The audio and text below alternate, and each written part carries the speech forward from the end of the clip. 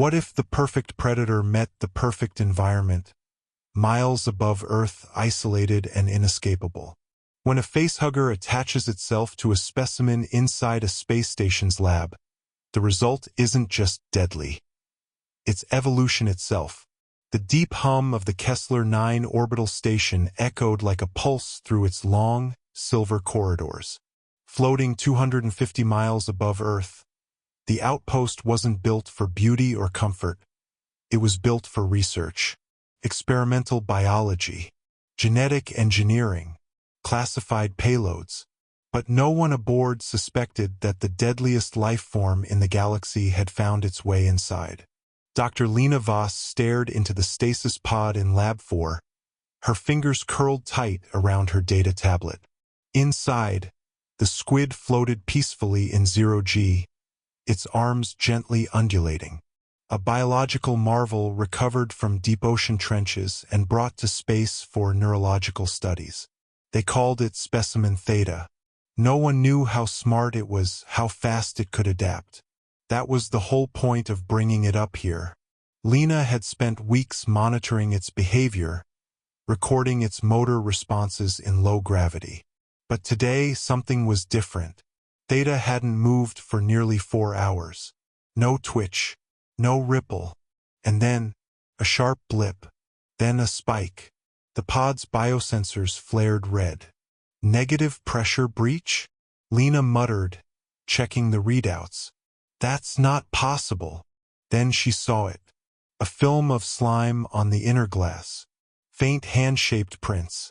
No, not hands. Long skeletal fingers. She knew that shape. She had seen it before in briefing documents. Files she wasn't supposed to open. Photos classified level 6. One word stamped across them in bold red letters. Xenomorph. Her blood ran cold. Lena tapped the comms. Security to Lab 4. Possible containment breach. Lockdown protocols now. But it was too late. The emergency shutters slammed down behind her as the alarms wailed through the station. Lab 4 was sealed. She was trapped inside with Theta and whatever had gotten to it. She backed away slowly from the pod. Behind the glass, something shifted.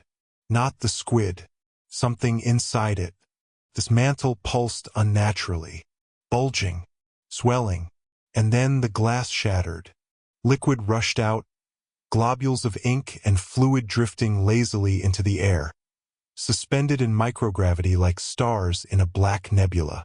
From the mess, something emerged. Long, wet, shimmering. It had tentacles like the squid, but a shape unlike anything she had ever seen. Translucent armor. Serrated tail. Gleaming black exoskeleton. It hissed. A sound that vibrated inside her bones. And then it disappeared, vanishing behind the bulkheads with an eerie silence. Lena screamed into her comms, begging for a manual override. No response. She was alone. Down in Command Module A, Commander Rippenguin stared at the monitors in disbelief. "What do you mean there's a Xeno on board?" he barked at the station AI. "Specimen contamination detected in Lab 4. Lockdown initiated. Threat level, lethal." "How the hell did it get up here?" The AI replied calmly. "Unregistered biological entity detected inside smuggled equipment from cargo shuttle SV-88. Possible contamination during oceanic retrieval operations." "Son of a bitch," Rip muttered. The squid wasn't alone. A facehugger must have latched onto it before launch. Hidden. Dormant. Waiting. Now, they weren't just dealing with a xenomorph. They were dealing with something new, a hybrid born of squid DNA and alien biology.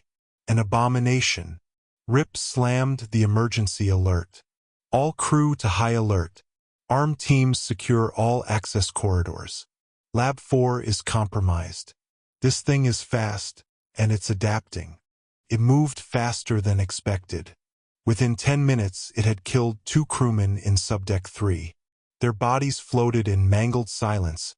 Shredded armor cracked open like eggshells. One had his spine pulled through his throat. The other was missing his head entirely. Security Chief Morris Singh saw the footage on the drone cam. Her voice trembled. That's not just a Xeno. Look at the limbs. Tentacle extensions. Camouflage properties. It's using ink to mask heat signatures. Jesus, Rip whispered. It's mimicking the squid. Mora nodded. But worse, the smarter. It's testing us. The creature, now dubbed Xenotheta, used the air vents like veins, slipping through the station undetected. Wherever it went, it left only blood and static. Then it did something no Xenomorph had ever done before. It accessed the comms system. At 0200 hours, a distorted voice rang through the station speakers. Garbled, warped, but undeniably intelligent. Why do you hunt me? Rip froze. The voice sounded human, but also wet, as if filtered through a throat not meant for speech. Do you understand us? He asked the mic. Silence. Then, I remember. Dark, cold, pressure. I see your thoughts. I see hers. Lena. She was still alive. Rip realized what it meant. Theta retained squid memories, neurological fragments. And now it was integrating human language, comprehension, emotion. This wasn't just a monster. It was a sentient evolution. Rip made the call. Prep the escape pods. Evacuate science personnel. I'll deal with this thing myself. Mora protested. Commander, that's suicide.